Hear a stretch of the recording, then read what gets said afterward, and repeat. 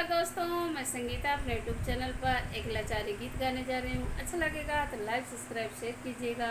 Comment box में बताइएगा गीत आप लोग को कैसा लगा। पति पत्नी का नोक-झोंक है, पत्नी पति से क्या कह रही है, गीत के माध्यम से सुनिए।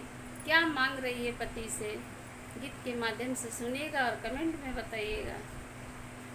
एक दिन खातिन बन जाता सोनार हमरे बालमू, एक दिन खातिन बन जाता सोनार हमरे बालमू, एक दिन खातिन बन जाता सोनार हमरे बालमू।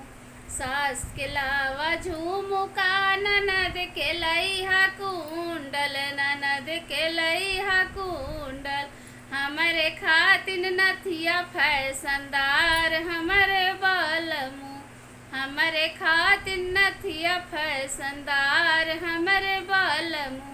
एक दिन खातिन बन जाता सोनार हमरे बालमू, एक दिन खातिन बन जाता सोनार हमरे बालमू।